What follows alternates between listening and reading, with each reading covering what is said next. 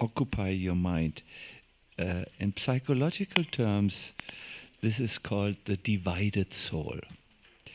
You want one thing, but you find yourself too weak to do it, and sometimes do the exact opposite. Like you wish to make advancement in Krishna consciousness, but you only make advancement in studying the news, or whatever. So we will deal with this in possible ways to overcome this split in our personality. Does this sit with you? Can you do some? Can you relate to this idea, the split soul? Yes. I think I would be a pure devotee if I wouldn't be a split soul. It's really something that deserves our full interest. So again, to arrive at our seminar, we will do again a kirtan. I always like to think like I will do it like I will sing a song I never sang before. It is the Maha Mantra with full absorption.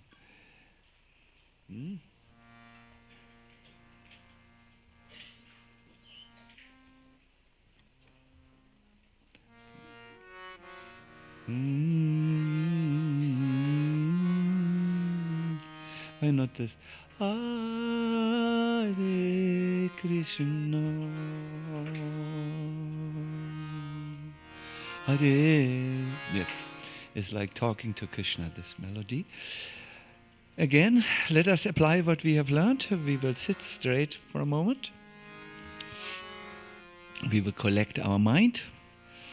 You can also do this. You can do this in many ways. For instance, by setting an intention. I will try to focus on the mantra. And I will address Krishna. And then we will start.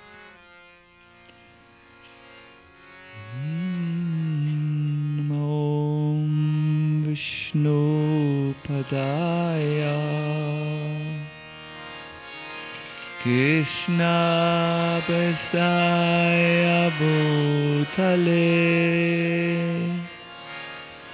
Shrimate Bhakti Vedanta Swami Nityanamine. Have you thought of Prabhupada while you were offering this prayer? If not, now is still an opportunity. Namaste Saraswati Deve Gauravani Pacharine Nirvishesha Shunyavadi Bhaskatyade Satarine Shri Krishna Chaitanya Prabhu Nityananda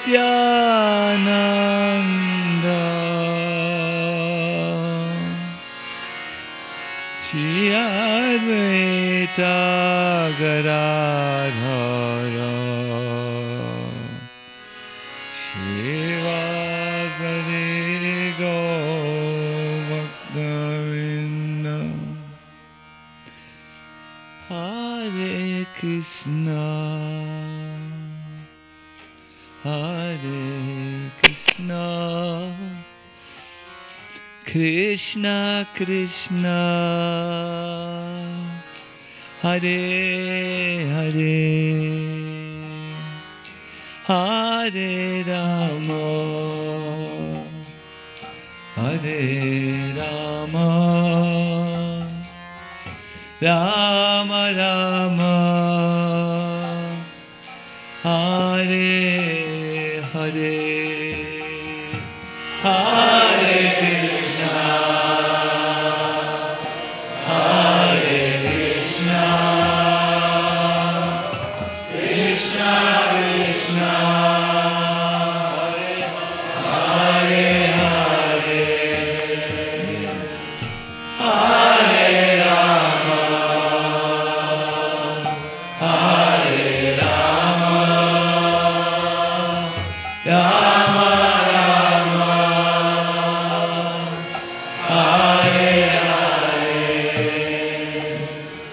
My dear devotees, you are where your mind is. So therefore, we collect the mind, and the easiest form to do that is to bring the mind in the heart. It's very easy. You take your intelligence or whatever it is, and that can address the mind, and pull it into the heart and sing from the heart. Please do now. Oh, Hare Krishna, Hare Krishna, Krishna Krishna, Hare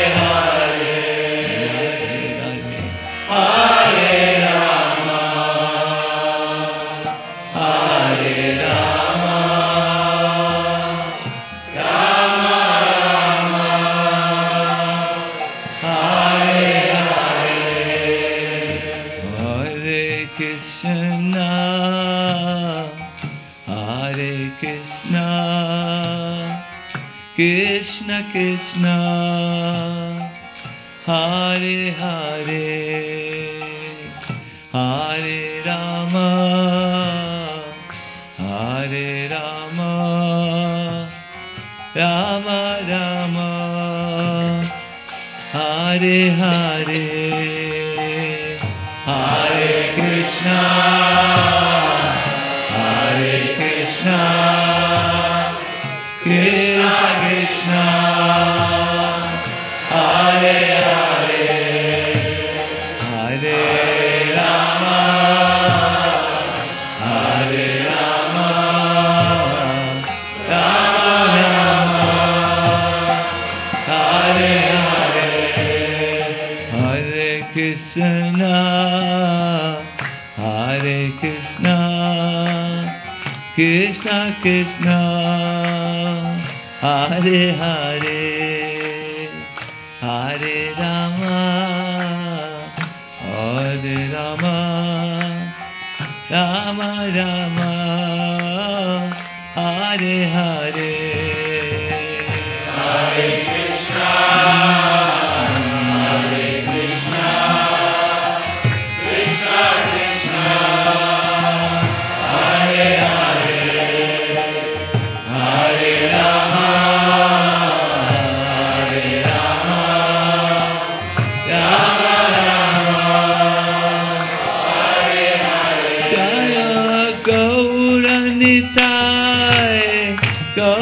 Gauranitai Raya, Gauranitai Raya, Gauranitai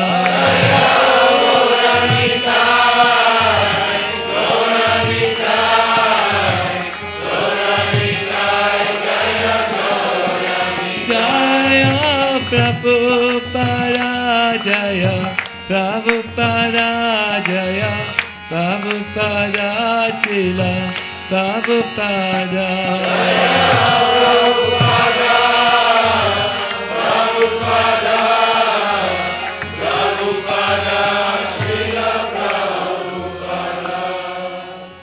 Gaura Premanandi Hari Hari Hari Hari Bol.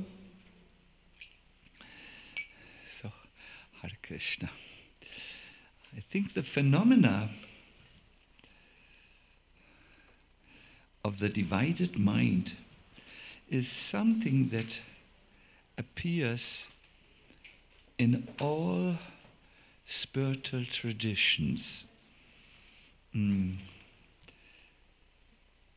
that yes, we have these two sides in us. One that pulls us with a sweet longing towards Krishna.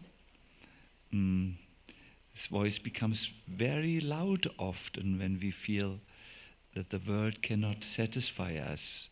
Maybe when a relationship gets broken or a near and dear one dies and we are, our reality collapses, so to say, or we have a bad accident or feel very exhausted from our various activities, then it seems to become louder, this inner voice, this voice of longing. Yet, when it seems many times that when we are overwhelmed with material duties, with just many activities, dates to fulfill, this voice can become weaker and at times stumped out a little bit. So why are we so sometimes like this, sometimes like that? Yeah, it's because when we are still in the material world, there are many forces pulling on our heart, and we will look at them a little bit more. I think a very good verse about the wretched or the divided heart comes from a Saint Augustine, a very famous saint, who has written an amazing book. It's called Confessions. And one of my godbrothers, Ravinda Swarupabu, and also friends, likes to quote Augustinus. As a young man, he says, I was most wretched, and especially so at the threshold to adulthood. No? He was just, this is teenager or puberty and so on. I would turn to you and ask for chastity, saying, please bestow chastity and abstinence unto me, but not immediately. I feared you might instantly hear me and heal me from the evil passion, when I really preferred to quench it, to satisfy my passions, rather than extinguish them. So I see a lot of that in our movement. Devotees repeat the prayers, make me pure. They sing the songs. My only desire is to be in the bushes of, in the forest of Vrindavan, and behold you with these very eyes. That's the Tulsi prayer. We have these prayers, but if imagine Tulsi Devi would come and say, okay, let's go now. Oh, I have still some agendas to do. Once Krishna told the saint Narada Muni, it's so difficult to convince conditioned souls to go back to Godhead. Yes, said Narada Muni, because you asked them to do such a strong sadhana, chanting, surrendering. Said Krishna, that's not the reason. It's so difficult to convince them because they are divided souls.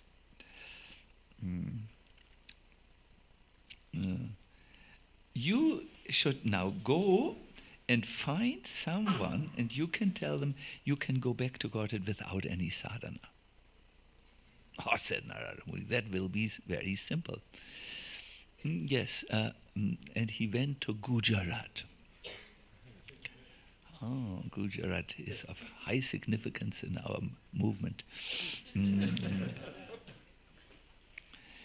To Gopal Patel.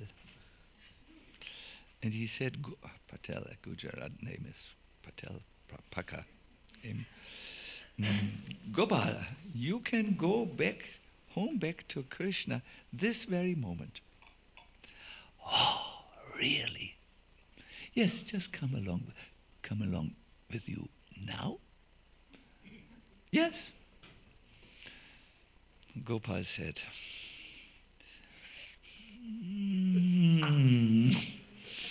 let me first, my parents want me to marry. Let me marry. Okay, well now you married. After 1 year, I think, said Gopal. So Narada Muni came after 1 year, and he said, Gopal, let's go. One son needs to be given to my wife. Okay, said Narada Muni, how long does this take? We don't know in these times, maybe after 2 years. Narada Muni came back after 2 years. Gopal, let's go now.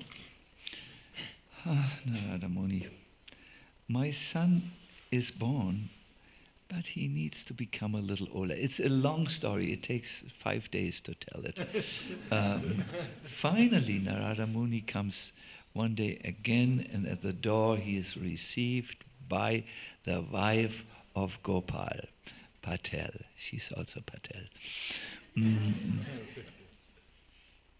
And the wife says, Gopal, what kind of, not Gopal, Narada, what kind of sadhu are you? Each time you come, my husband is totally disturbed for at least 2 weeks. So at this moment, they hear in the house a terrible thud.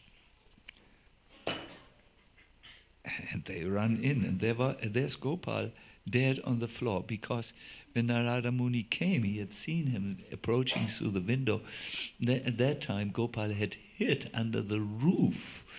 And when his wife talked like that to Narada Muni, he had actually fallen from his hiding place under the roof on the floor and broken his neck. Narada Muni was not someone to give up so easily. He came after 5 more years. There was a big dog lying before Gopal Patel's old house. He was sleeping. Narada Muni went to him. He took one ear, said, Gopal, can you hear me? Gopal. The dog looked and saw Narada Muni. Gopal, you can go now back to Godhead. You have become a dog due to your attachments to this house. See, it doesn't suit you well to follow this voice of attachment. This is what you have become. Woof, said Gopal. You sadhus don't understand anything. I have to guard this house now. It's my duty. I cannot leave it like this. So at that time, Narada Muni shook his head and understood. When Krishna said, it's not so easy to bring a person who is still attached, one side wants also spiritual life, to bring him back. It's not so easy. Rupa Goswami is describing these forces in us that seem to bind us to the material energy in a beautiful shloka that is quoted actually in the Chaitanya Charitamrita, in the Madhya Lila. And he describes the struggle that goes on in the conditioned soul between these two sides. Would you like to hear the words? Yes.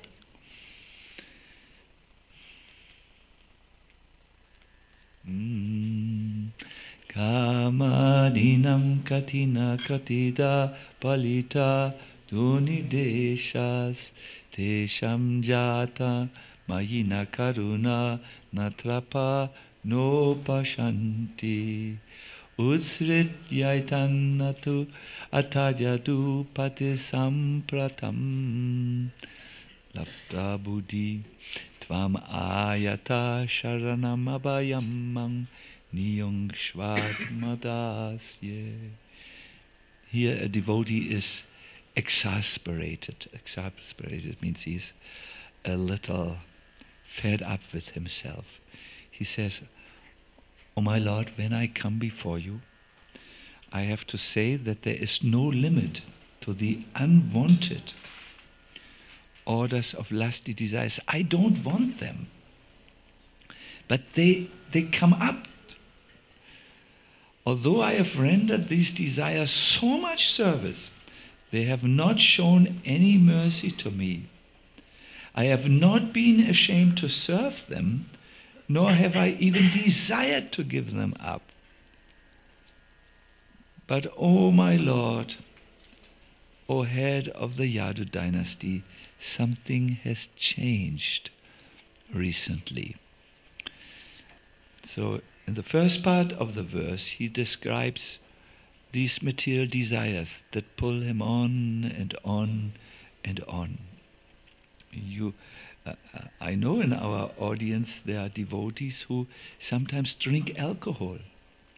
I know of a minimum of 2 devotees who are expert in various substances taking. We used to say drugs, now they're medicinal substances in the New Age language.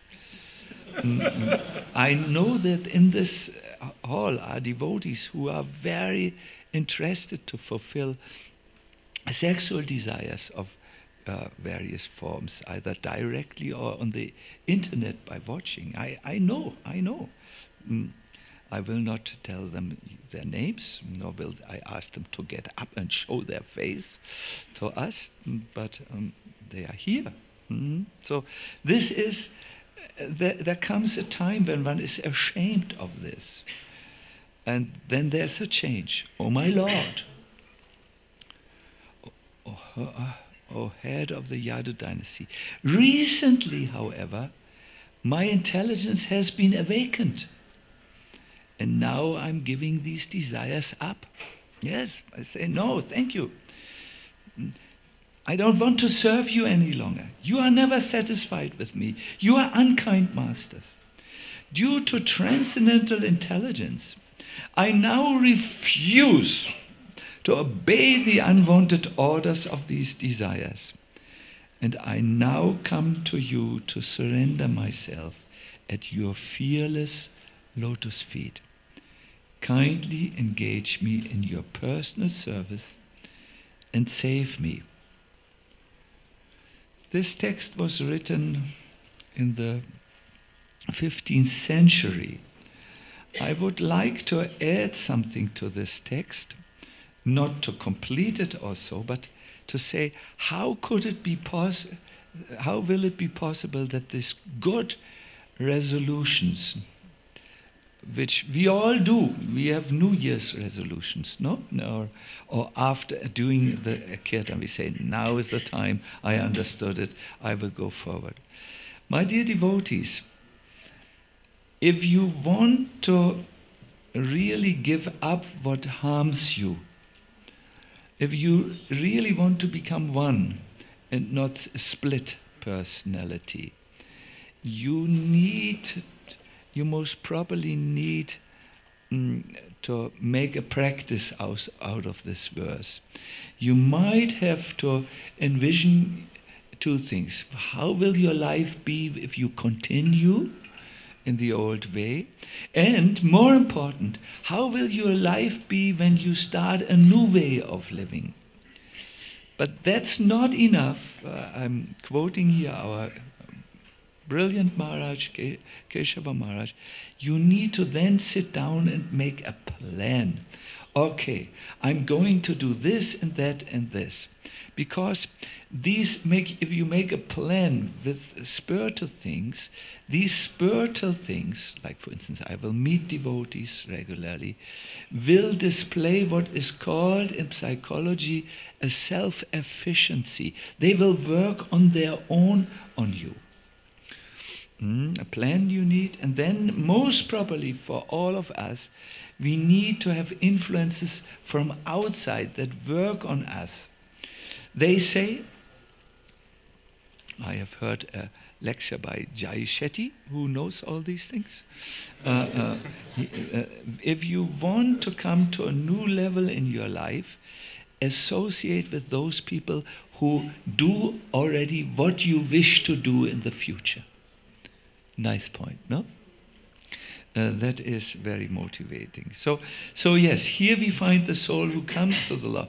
I'm so exasperated. I have enough of myself, of my insincerity. I want to move now forward with strength and surrender myself to your fearless lotus feet.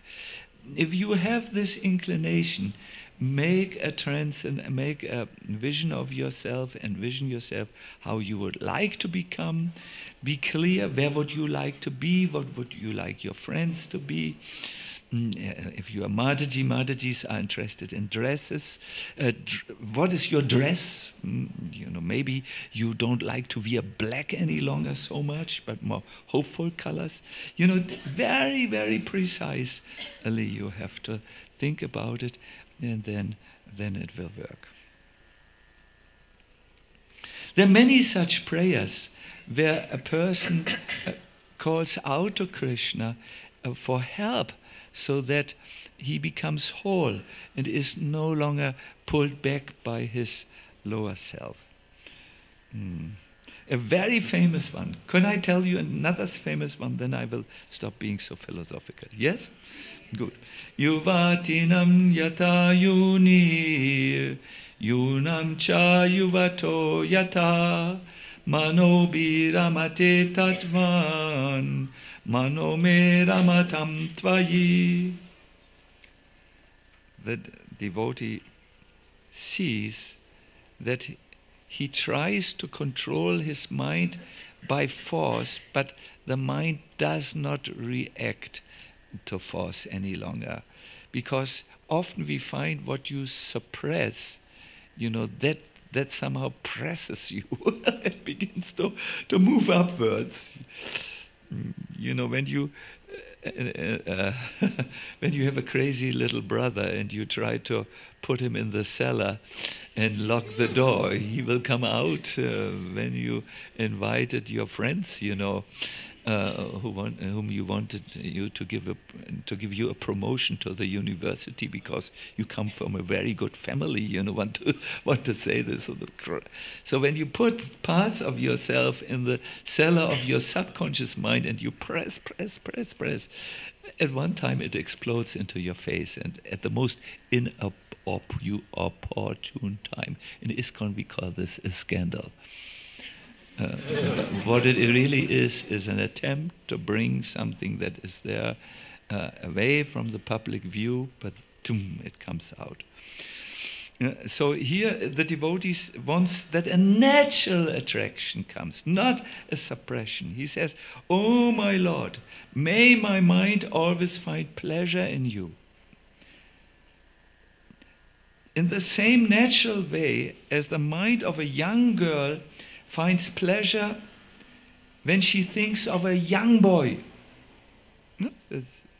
Young ladies, I've talked to a few of you, you want to marry, and because you feel then is a better situation, which is in many cases very true. No? But it is natural, it is something that comes, and may my mind always find pleasure in you, like the mind of a young boy finds pleasure in the thoughts of a young girl. It should be natural. But this only possible, my dear Lord, if you help me. Because at the present moment, two opposing forces tear at my heart.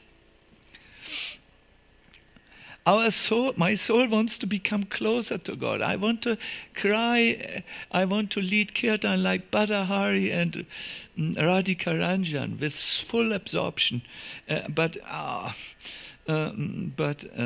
there are demands of the flesh, they used to say in old times, for material pleasure. My dear devotees, I think the first step is to become aware of the split situation, to no longer try to cover it up before yourself and lie to yourself, but to see it as it is, and then you look for a solution of it.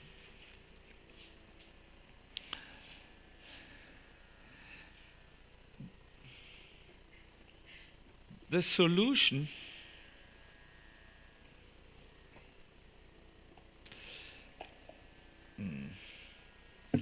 which Jiva Goswami offers is quite interesting. It's falling in love. This is the Bhakti way. Or if you want to hear it in the Vaidhi way formulation, by experiencing a higher taste, one can give up the lower taste. No? There is a very interesting verse. It's in the Gopal Champu Purva 1, that means the first part, verse 81. When I read, the Gopal Champu is a secret tip amongst those who want to hear about Krishna. It's really very elaborate descriptions of Krishna's pastimes with a lot of color, emotions, and so on. And there is a prayer by Jiva Goswami. When I first read it, I immediately thought, I want to remember this prayer. But then I forgot it, and I forgot also where I read it. So for 3 years, I was always looking at the Gopal Champu. Where was this? Where was this? It's a big book, you know. And then just recently, I found it even in the Sanskrit. Can I read it to you?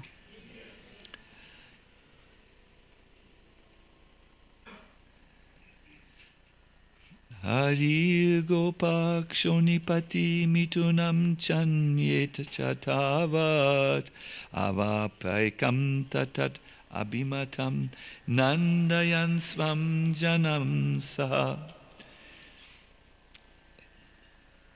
He says, neither Lord Hari himself nor the king of the people of Braj, Nanda, could melt my heart. Even his faithful wife Yashoda and the other inhabitants of Braj could not melt my heart. It remained as cruel and cold as ever. But lo and behold, aho, aho, wow. It's something like wow, we would say, but wow. As soon as I began to contemplate the way the inhabitants of Braj love Hari, in such a loving way, when I thought of their love to Krishna, and how he reciprocates, I felt my icy heart started to melt in the fire of their love. It is known that the residents of Vrindavan love Krishna in a very uncomplicated and direct way.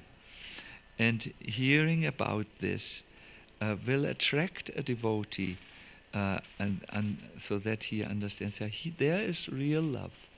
And it's so joyful, it's so wonderful. I recently heard a pastime of Krishna which I liked very much. Can I tell it? It's like this. Krishna walks through the forest of Vrindavan, and sometimes he turns away from his cowherd boyfriends, and he is highly, highly upset. So Subal, who knows the mind of his friend, comes to Krishna and wants to give him relief. Isn't it sometimes when you walk, this is a human experience, and you see, you walk with your friends and one person doesn't talk, he looks morose, he doesn't answer, then you know something is troubling him, and then you fall back and just have a talk with him alone. And is there something troubling your heart? I am here. So Subal also sees Krishna is, there's something moving his mind, and he says, I'm here, Subal. I know many things. Oh, says Krishna, who wants to test him? Do you know how many grasses there are in Vrindavan? Yes, there are 7,671 different grasses. And Subal is right. There are many grasses, many kinds of grasses. Long grasses, middle short grasses, very short grasses, pricky grasses, soft grasses. Because they are there to satisfy whom? Krishna's cows, yes, and the land of Vrindavan satisfies Krishna and Krishna's dear devotees. So Krishna is pleased, and then Subal lets it out. And I also know where the goddess of Vrindavan is hiding.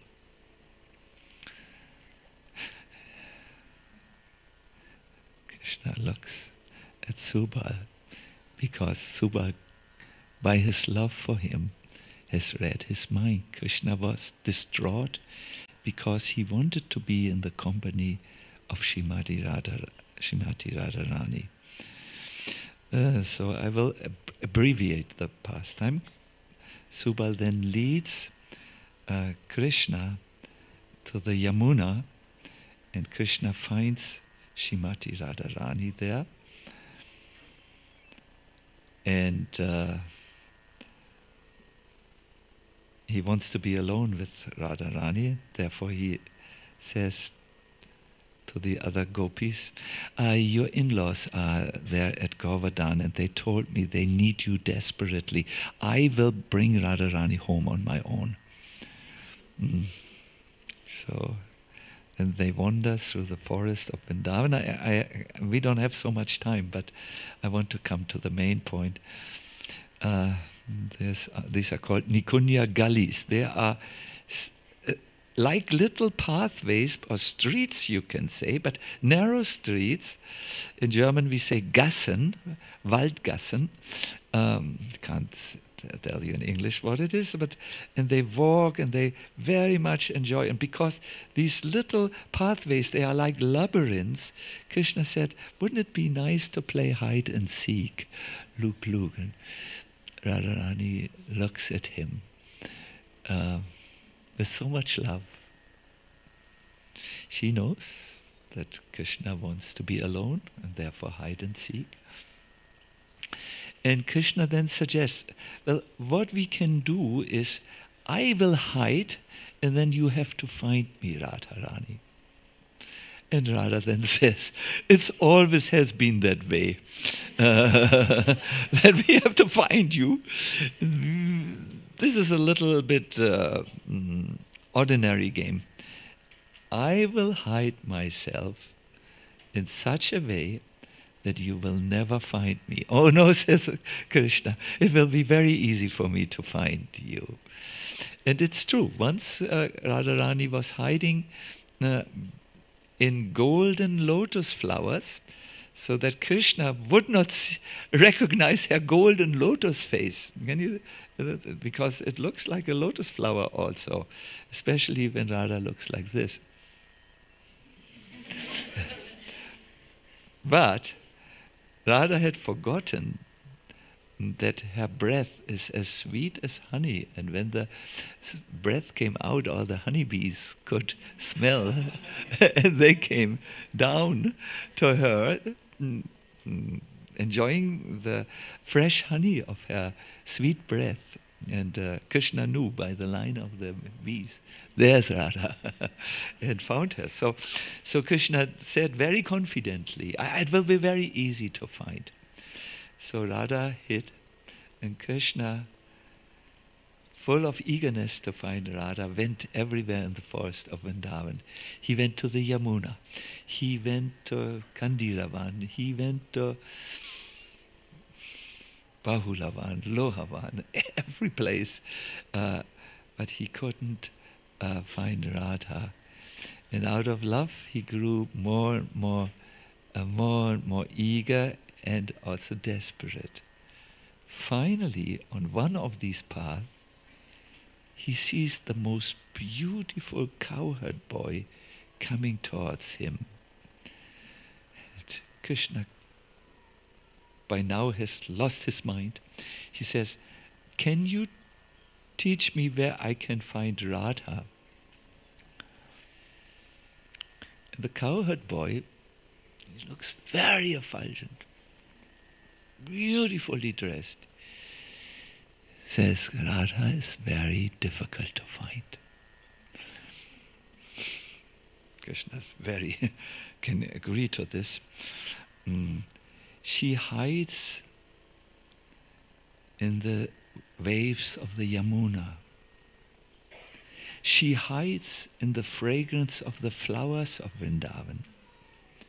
She hides in every grass. And she is now standing before you in the dress of a cowherd boy. And Krishna immediately, wow, this is my Radha. Krishna is so pleased with the ways of love. No? The separation first, great separation, then a wonderful, surprising rasa. It must be amazing and surprising union with Radha.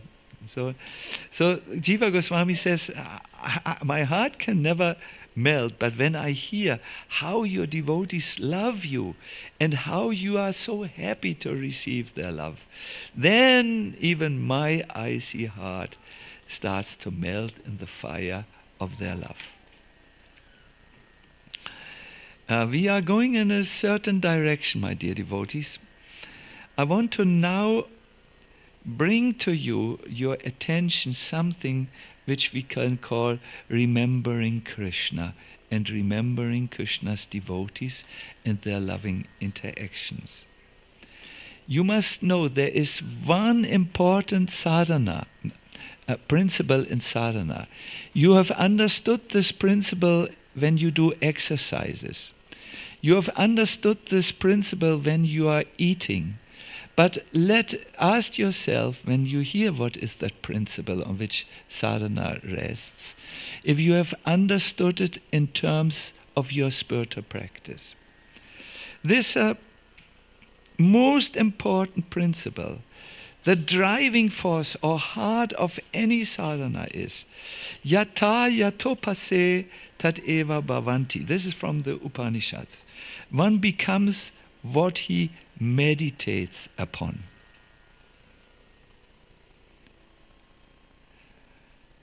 When I was a young boy, I had a free pass to all the theaters of Hamburg. I could go for free. And I used to go to the Thalia Theater, where Goethe's play Faust was placed. Faust, Dr. Faust, how do we say?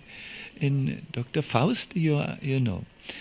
And there was one actor, his name was Gustav Gründgens, German name. He played the Mephistopheles. Do you know what is the Mephistopheles? Devil. You call him Lucifer. So he was playing him so good that if you saw him, you, oh my God, let's get out of the theater. This is the devil incarnate on the stage. He was so good from morning till evening. He thought about this to perfect this role. And finally, my dear devotees, finally, there was a newspaper article that once his wife grew up in the midst of the night because her husband, Gustav Gründgens, was going like to her. Because what one practices, that is what one becomes. Those of my generation know Bela Lugosi. Bela Lugosi used to play Dracula. And he was, in his private life, also a second Dracula. Because what you become, that is what you become. What you practice or meditate on, that is what you become. Narottam Das Thakur takes this Upanishadic principle and relates this in terms of bhakti. He applies it to bhakti. He says, I try to say it like a Bengali, Sadhana bhabidyo joho. Devadama. Correct? No, not 100%, I can see. He's laughing about me, it's not good. So I try to speak it like a German. Sadhana babibo yaha, sita dehe pabu taha. Listen now, humor is over, sincerity is requested. Whatever I aspire and contemplate during the practice of devotional service will certainly be achieved upon perfection in a spiritual body. It's only a consideration of immaturity and maturity, and the example is given of a mango. So let us first get into this. Whatever I practice now is, in simple words, what I become later in my perfection. So if I practice chanting absent-minded rounds, if I practice compromised Krishna consciousness, if I practice mindlessness in thinking, in doing, in talking, and so on, I will become that. Some people have criticized the movement. My God, with your absence, you have such high quotas. The devotees can only chant hastily. They will become mentally hasty. And yes, it can be observed that some are mentally hasty, but they were before that also mentally hasty. What you practice is what you become later. When I do 5 push-ups, I will be with trembling muscles. It's so difficult for me. After some time, I will do 5. If I set my mind on increasing the quota, it will be easy to do 10. If I want and do it regularly and steadily, I will be able to do perhaps 50. I don't know, I've not yet tried, nor is it my goal to do 50, and so on. So consider the mango. The mango has an immature state, it's green, but if it stays on the tree, if it continues to receive the water which the roots of the tree pull out of the earth, and if it continues to get the sunshine, the green mango will turn into a fully mature golden, not golden, yellowish green, blue mango. So in the same way, my dear devotees, if you continue in your life to be nourished in a spiritual way, and what that means we will also hear, then you will become mature in your eternal spiritual body and go to Krishna and associate with Krishna, play with Krishna, laugh with Krishna, eat with Krishna, sleep next to Krishna. All this will come, but you need to practice somewhere. There are many Shastic examples of what you become when you meditate about something. It's in the 7th canto. We are just now studying the 7th canto in our Bhagavatam course. We hear of the weak insect that is captured by a stronger insect and is locked up in a hole, the stronger insect comes and pulls it into this hole, and then through his saliva and some earth locks up the hole to later come and eat it. So the weak insect, the imprisoned insect, is so much in thinking about his inevitable captor who will come, that he turns even in this body into a wasp, this strong insect. This law, my dear devotees, I'm almost finished, has recently been rediscovered by modern scientists who studied the workings of the brain. These people are called, I have to read this word, neurophysiologists. We have some of their amazing findings in the new book. They have confirmed that by regular mental engagement with a certain object, the structure of the brain starts to change and new networks are created. These are called neuron networks. They have said a very simple sentence for this. Neurons that fire together, are engaged, in other words, they wire, they together, they build connections with each other. So the practice of sadhana in spiritual life, my dear devotees, in Krishna consciousness, is necessary. You need to regularly do the same things. And if you want to attain a higher state of consciousness, you can't allow yourself to do it mindlessness. You must do it mindfully. And in this way, through the practice of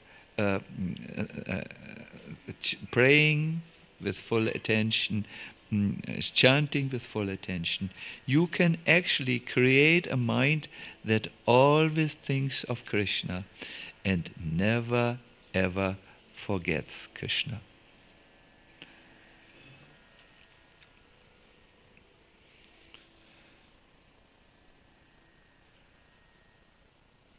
I want to do now a meditation with you.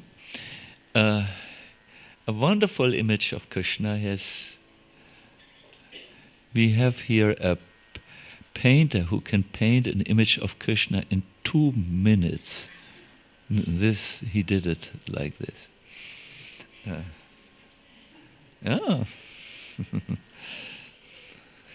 It's sometimes a little scary, isn't it? But let us, artificial intelligence. But let us now focus on the beautiful picture. Do you like the picture? What do you see in the picture? Smile. You see in the eyes a compassion. He looks out of the picture, it seems. Mm-hmm. To learn in the Bhagavad Gita, Krishna twice tells us the principles of bhakti. There are 4 things a bhakta must do. Anyone remembers? Manmana bhavamat bhakto. What does this mean? Man means mana, the mind should think of me. This is the first principle. In bhakti, this is the first principle. Then the second is bhava mat bhakto. Get in the bhava, the mood of my devotee, and serve me, in other words. Worship me and offer your obeisances to me. In this way, Krishna says, when this matures, you will certainly come to me in a perfected spiritual body. He just says you will come to me. Now Vishwanath Chakravarti Thakur is telling us what it means to think of Krishna. And I thought we will do this, and then we will end with a prayer of Kunti Devi. But I wanted to first give this context. This is very, very nice. Give your mind as a gift to me, Syam Sundara, with a face like the moon. with shining locks. Please look at the picture. It is here, with a face like the moon, with shining locks of hair, and beautiful eyebrows, raining nectar in the form of glances of sweet mercy on the devotees. It's my favorite Krishna meditation, no? Because it's so doable. You think, you all, and we will do this now. We will sing.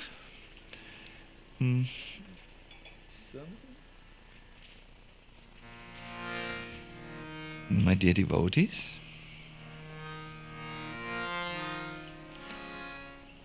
please look at the beautiful image.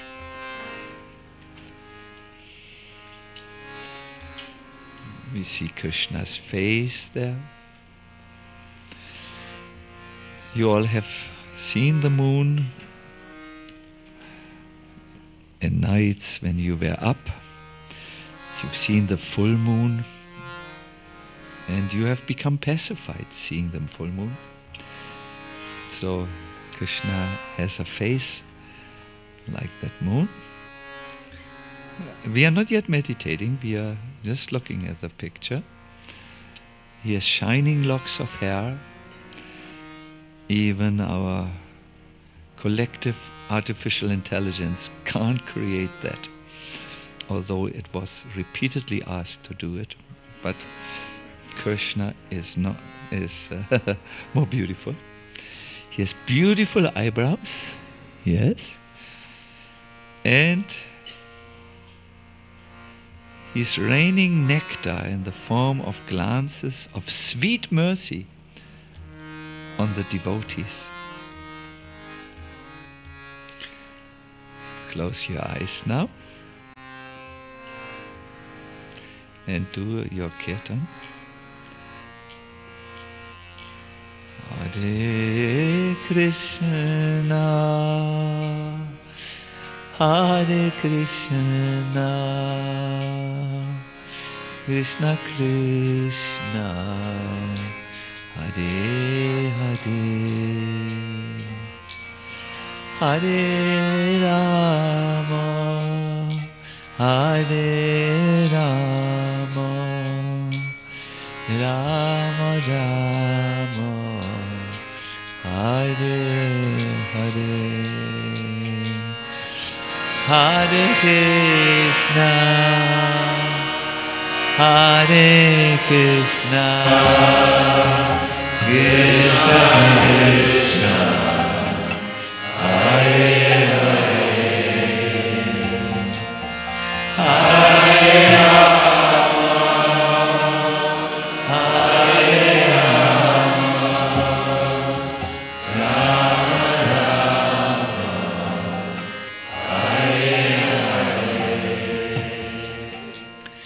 first level of chanting, many of us just relax into the holy name and don't start to think, don't think until the mind comes back with so many distractions. But first the reaction is, oh, chanting, let me fall into the chanting. It's good. But from there we need to move on to the second level so that our mind can't go to the places it usually goes, unwillingness or whatever. So think of Krishna's face.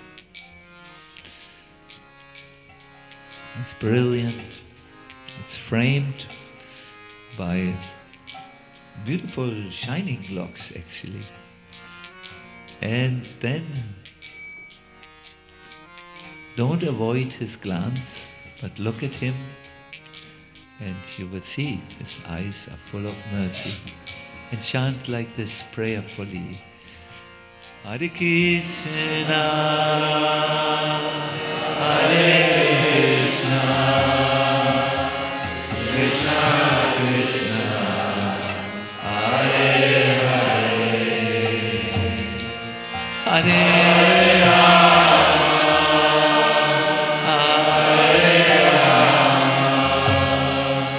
Rama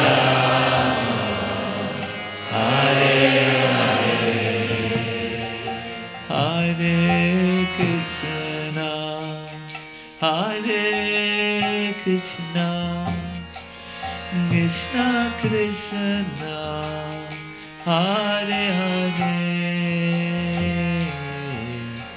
Hare Rama, Hare Rama, Rama Rama, Hare Hare, Hare Krishna, Hare Krishna, Krishna Krishna, Hare Hare, Hare Rama, Hare Rama, Rama Rama, Hare Hare, Hare Krishna, Hare Krishna, Krishna Krishna, Hare Hare, Hare Rama, Hare Rama, Rama Rama, Hare Hare, Hare Krishna, Hare Krishna, Krishna Krishna, Hare Hare, Hare Rama, Hare Rama, Rama Rama. One more time, please, all of us. Hare Krishna, Hare Krishna, Krishna Krishna, Hare Hare, Hare Rama, Hare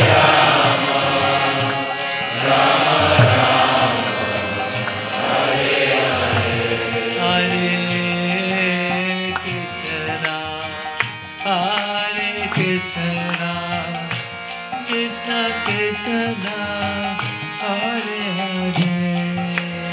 Hare,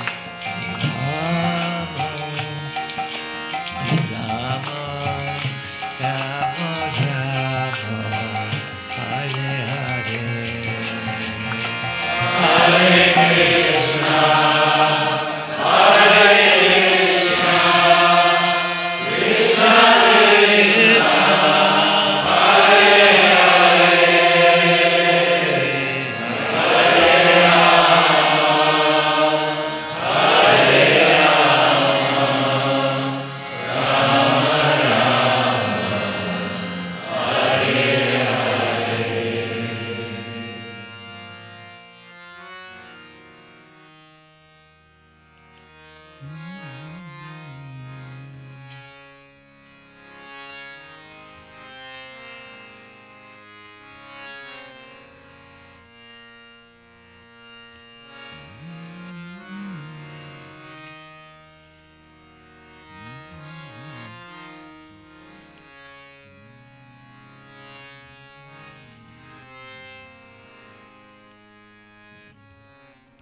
Hare Krishna.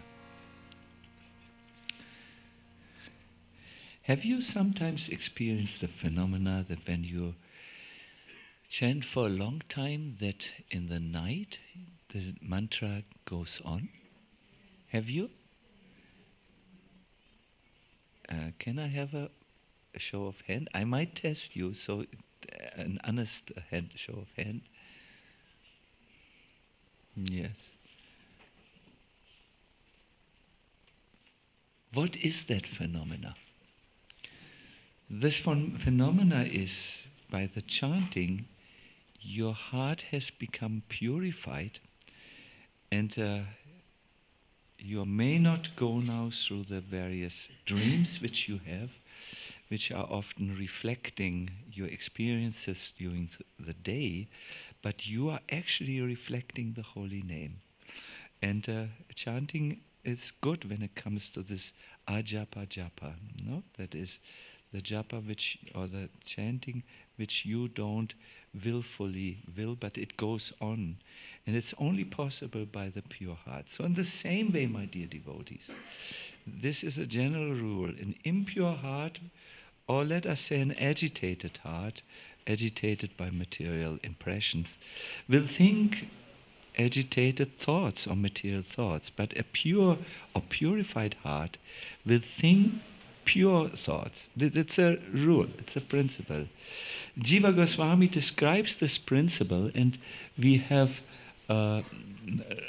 made a slide of this principle, but it's almost difficult to get to say goodbye to this Krishna.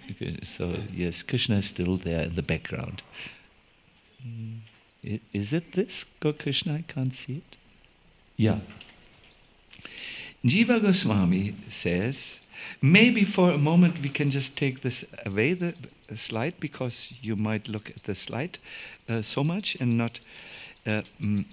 he says, one's heart becomes pure by three things. He says 3 ways to purify the heart. This is important for those who want to actually think of Krishna or reprogram their system, to have a Krishna conscious system. So the first thing is surrender. This means when you are asked to do something that may be out of your immediate intention, what you wanted to do. My dear devotees, this is so important. We older devotees, older means in age, we know in the old times,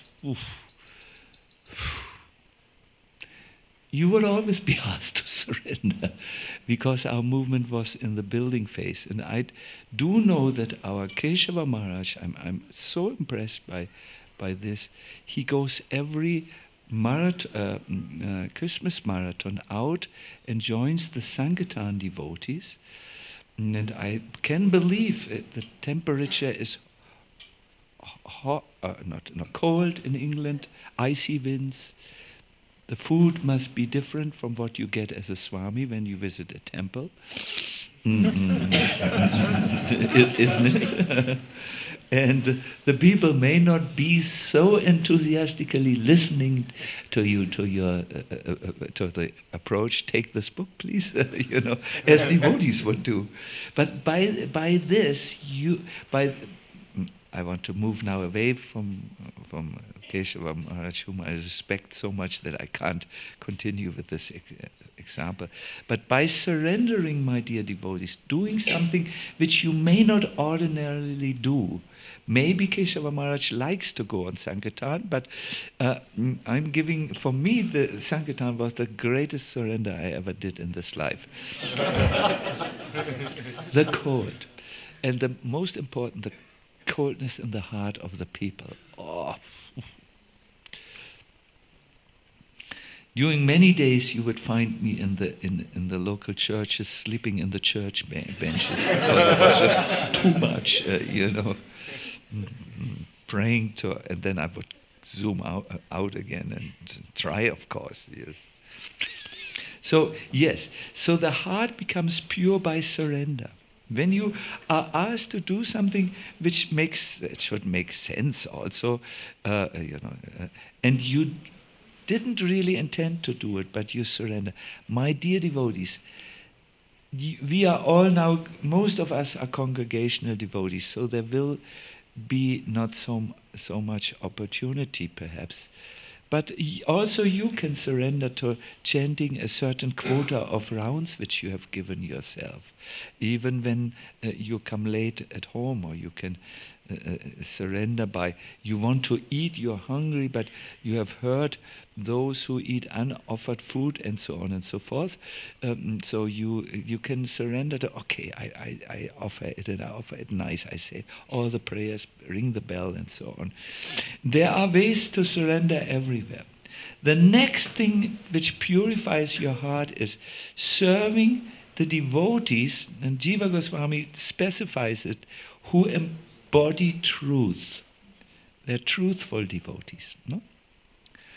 They are slightly advanced and they live this spiritual thing, thing. That is also purifying you. And the last is what we are very expert in our movement, by hearing and singing about the names, the forms, the qualities and pastimes of the Lord. After one's heart has become pure in this way, one can perform smaranam or remembrance of the Lord. Let us have this again on the screen. Here you have it, and you might like to make a snapshot after this lecture of this. So I will read it again. One's heart becomes pure by surrender, service to devotees who embody truth, and hearing and singing the names, forms, attributes, and pastimes of the Lord. After one's heart has become pure in this way, one can perform smaranam or remembrance of the Lord. Very practical, no? So purify your heart, and at the same time, enter the world, the universe of Krishna consciousness, of being conscious of Krishna by remembering Krishna in ways that are suitable for you. I want to now end this session by again going to the prayer. What was our lecture called? It's the divided soul. Yes. There is a prayer by Queen Kunti, who prays that this divided soul phenomena stops. Tvayi menanya vishaya matir madhu pate sakrit ratim mudvahatada gange vogam udanvati. This is the melody of Prabhupada. I'm almost there. Please repeat after me. Sing after me. Tvai menanya vishaya matir madhu pate sakrit matir madhu pate sakrit ratim mudvahatat ada gange vogam mudanvati. O Lord of Madhu, as the Ganges forever flows to the sea without hindrance, let my attraction be constantly drawn to the pizza. Sorry. Sorry, I was thinking of my next meal again. So this is not a good example. Lecturer, be serious now. O Lord of Madhu, as the Ganges forever flows to the sea without hindrance, let my attraction be constantly drawn unto you without being diverted to anyone and anything else. My dear devotees, the Ganga carries its water to the ocean, which is the final abode of all the small and the big rivers. Constantly it carries the water, and if there's a hindrance, the Ganga sweeps away all the obstacles on her path. So in the same way, Queen Kunti prays, may my mind pay no heed to the obstacles that arise when thinking of you. This is Vishwanath Chakravarti's take on this verse. He says, as the Ganga always carries its water to the ocean, the final abode of all small and large rivers, so may my mind attain you, the abode of all devotees. May my mind always be full of attachment to you.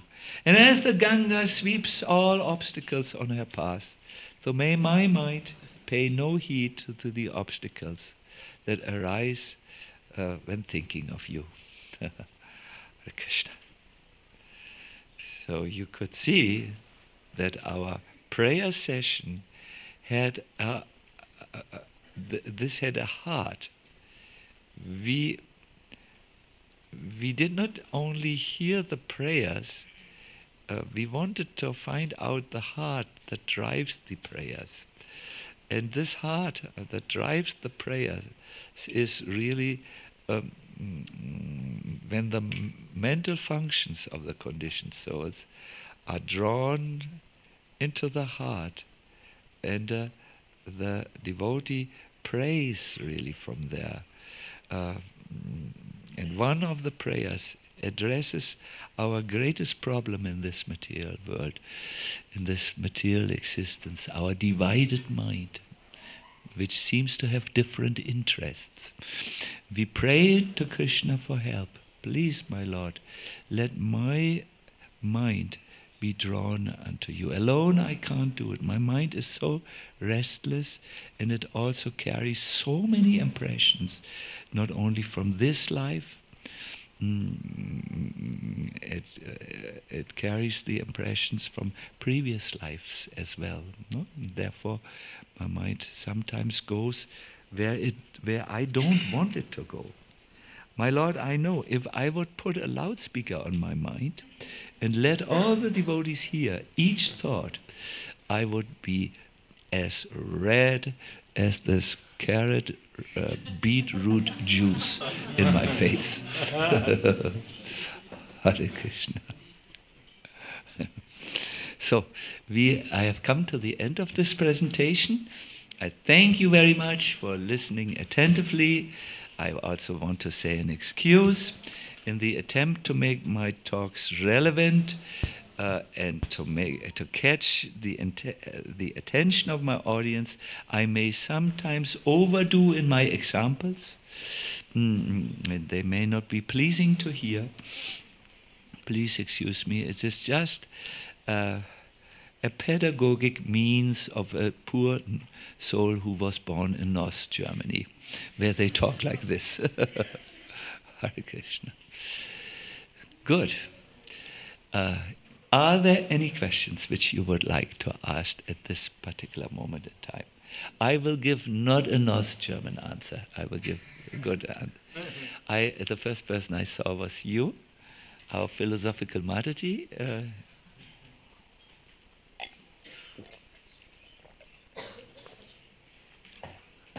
Hare Krishna Maharaj, thank you very much for speaking about the divided mind. And the verse that you had mentioned now from Queen Kunti about the Ganges flowing to the sea, whenever I hear of it, it just seems so effortless that the Ganges naturally flows to the sea. And often as a young person, I do feel there are so many divisions. The heart, it yearns to fully surrender unto Krishna, but I feel so divided that even the three factors, service, surrender, hearing and chanting, although I may be engaging in it, but the division is still there. So if I may dare to ask, as a young devotee, should I think that maybe when I mature and I get older, will that sanity come to be more focused and only see Krishna as the ultimate goal of life? Thank you very much. May I ask you how many hours you look at Netflix? And also, this is North German. Let me not go there. No, why do you laugh? This is a very serious subject. Why does the mind go where it goes? It is due to sanskaras. Therefore, Queen Kunti's example is very good. The flow of your mind creates a certain riverbed. It digs that into the earth. It carves it into the earth. So when more water comes, it will follow the riverbed that is carved into the earth. In other words, when more your thinking activities, what you do, creates certain samskaras. They're called impressions.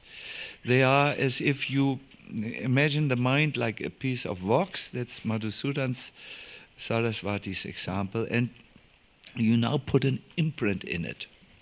Yeah? Let us say the imprint of these cartels. There's a name on this cartel. And if I take this into this wax, take the cartel away, there will be an imprint, and I will see the name vice versa, and turned around. Our minds always collects impressions, and these impressions, especially if they have to do with intense feelings, when there are intense feelings, do create a certain impression in our mind.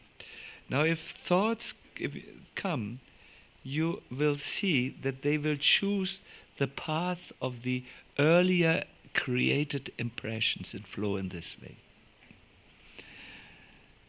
Therefore, for a devotee, it is very important to practice sadachar, that is activity that brings him to the sat, the eternal world. And he must be a little bit careful what he allows into the mind. What talks he has, what he sees, what books he reads, all these things. He must be a little bit careful understanding this. When you allow your mind to see especially these heavy things, I don't want to give examples here, it's not a North German answer, then they will imprint you. Or you are an intellectual and you have to study things, and I think you do very well as far as I heard, but you must be careful. Now your mind is so much active in this flow, which you have created. You must create a new flow. A new riverbed, really. And I can only say, my dear devotees, find out spiritual literature that fascinates you, that puts something in, do devotional activities that bring joy to your heart, because then you will create deeper impressions in the heart. If you do it out of duty only, it won't create deep impressions in the heart. Some things we have to do out of duty. Many things we have to do out of duty. But bhakti can only be assessed, really, by attachment, some deeper feeling. No? Of course, someone can be very invested in duty for you. You get my point. Real bhakti, because it is spiritual, is in relationship to Krishna, the loving God, Lord. You will have to find something that is natural for you, that is interesting, and if you keep searching, you will find something. As what I also have seen in my life is, I know some very good speakers who inspire me, and they have content out on internet, and when I hear them, lectures about Krishna consciousness, when I hear them, I'm spellbound. But I know speakers who totally bore me to the core. I also know I've studied them very carefully before I made this thing. And I will not have the same reaction. It will not work so much. These speakers are good, but I'm in a certain way that I can relate more to one. No?